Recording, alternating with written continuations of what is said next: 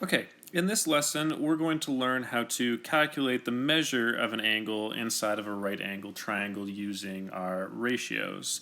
So, if we think back to what we did in lesson 2, in order to determine to the nearest degree the acute angle for which sine x is equal to 0.45, then we're going to use that sine to the negative 1 function of 0.45, which in this case is going to give us 27 degrees to the nearest full angle. For b, we're going to use cos to the negative 1 of 0.1624, which is going to give us 81 degrees. And for c, we're going to use tan to the negative 1 of 5.2, which is going to give us 79 degrees. In order to use these trigonometric ratios to determine the measure of an angle in a right angle, we need to know the lengths of two of the sides of the triangle. Complete the following work for the diagram shown. So, relative to angle A, which is here, 16 is the length of the adjacent, and 34 is the length of, well, it's the longest length, so this is going to be the hypotenuse.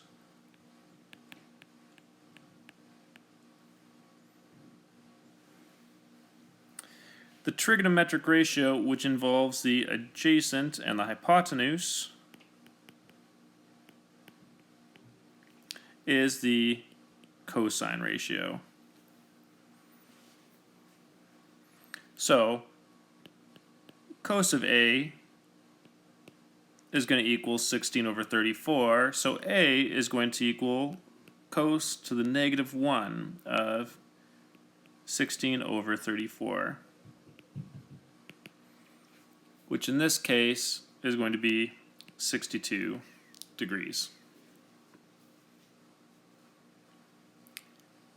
In each case, we're going to calculate the measure of the indicated angle using the side lengths that are given. So, for A, we have our angle here, we know our hypotenuse, and we know our opposite.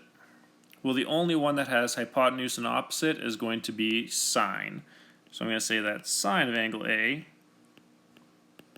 is going to equal 4 over 6, which means that angle A is going to equal sine to the negative 1 of 4 over 6, which will give me 42 degrees to the nearest whole degree. For example B, angle B is here, and in this case, I know my adjacent, and I know my hypotenuse. For this one, the only one for adjacent and hypotenuse is cosine of 10 over 19. Cosine of angle B is equal to 10 over 19, which means angle B is going to equal cos to the negative 1 of 10 over 19, which in this case is going to equal 58 degrees. Angle C is an interesting one, because for angle C, we know all three sides of this triangle, which means that I could literally use any of my ratios. For angle C, I could either use my opposite and adjacent and say that tan of C degrees is equal to 20 over 21. I could use my opposite and hypotenuse and say that sine of angle C is equal to 21 over 29, or I could use cos of angle C is going to equal 20 over 29. if that's true, I could get the answer from saying that c degrees would either equal tan to the negative 1 of 21 over 20, opposite over adjacent,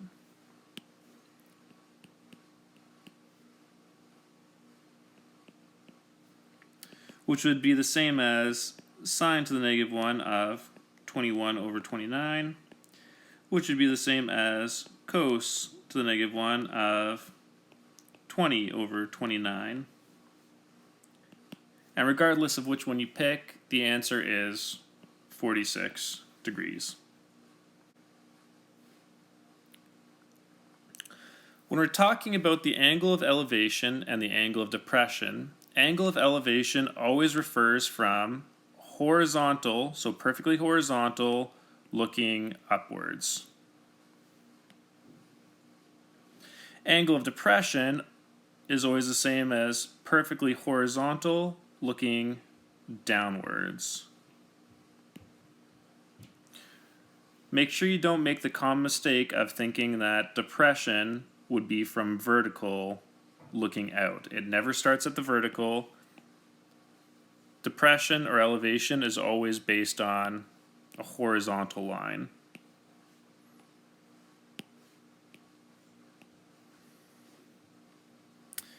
The interesting thing is if I have two objects or 2 points that are looking at each other, you can see that the angle of depression of the helicopter here is the exact same as the angle of elevation of the boat. It creates this Z shape or S shape where if I have two parallel horizontal lines, then the angles on the inside here are going to be identical. So, for example 2, a tree 5.1 meters tall casts a shadow 7.5 meters long. Calculate the angle of elevation of the sun to the nearest tenth of a degree. Well, I know that this is going to be 5.1 meters. I know that the shadow is going to be 7.5 meters. And if I'm doing the angle of elevation of the sun, I would hit this point and then say that in order for the sun to cast a shadow there, my sun's going to stick out here, which really means I'm also just looking for the angle of elevation from the end of the shadow to the top of the tree.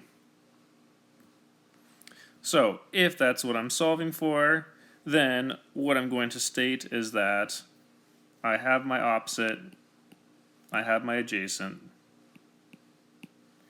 which means I know that tan of x degrees is going to equal 5.1 over 7.5.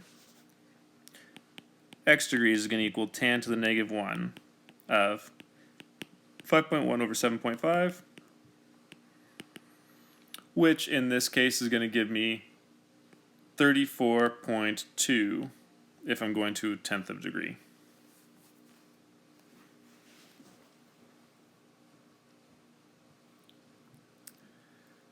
For example 3, a boat is 130 meters from the base of a cliff. The cliff is 80 meters high. Draw a diagram to represent the scenario and mark the angle of depression of the boat from the top of the cliff. So, I'm going to say that here's going to be my cliff.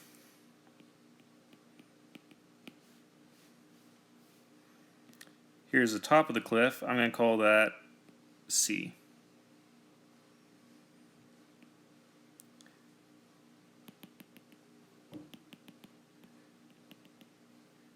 Here's my boat.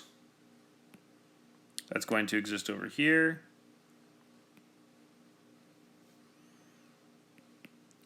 And here's the water.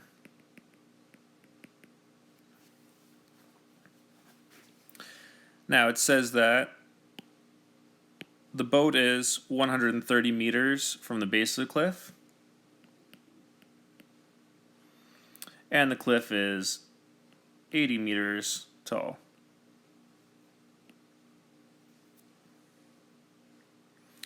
We want to mark the angle of depression of the boat from the top of the cliff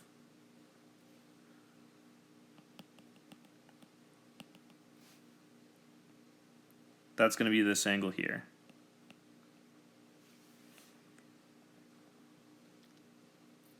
Now, we also know that the angle of depression here is going to be the same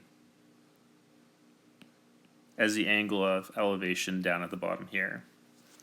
To the nearest degree, the angle of depression of the boat from the top of the cliff is going to be, well, I can solve it by using this angle of elevation because it's going to be identical, and say that here I have my opposite,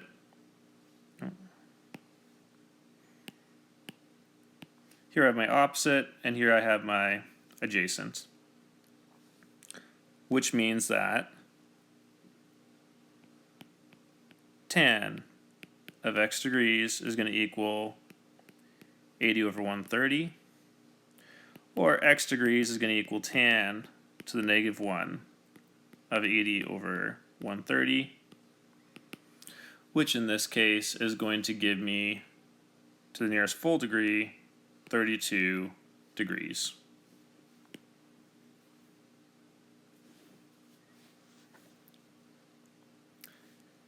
If I'm looking at an isosceles triangle, consider the isosceles triangle KLM, in which K to L is going to be 20 centimeters, L to M is going to be 20 centimeters, and K to M is going to be 30 centimeters. Why can't we use SOHCAHTOA right now to determine the measure of angle K to L to M, or this angle in here?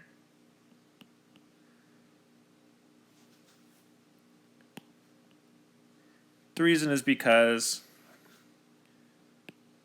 SOHCAHTOA requires right angle triangles.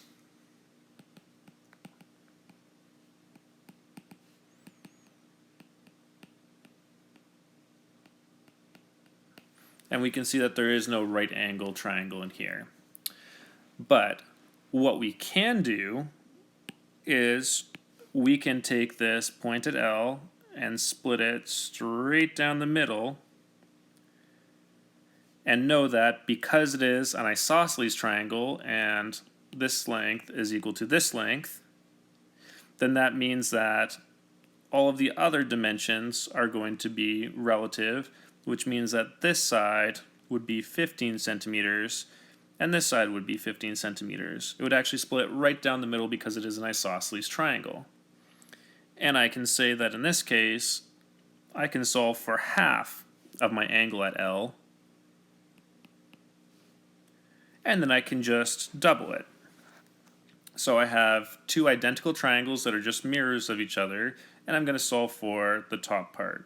Well, in this case, I know my opposite is going to be 15, and my hypotenuse is going to be 20. So I'm going to say that sine of x is equal to 15 over 20, which means that x degrees is going to equal sine to the negative 1 of 15 over 20, which is going to give me 48.59 degrees. Angle KLM is equal to 2 times angle x, or 2 times 48.59. Angle KLM is going to equal, to the nearest full degree, 97 degrees.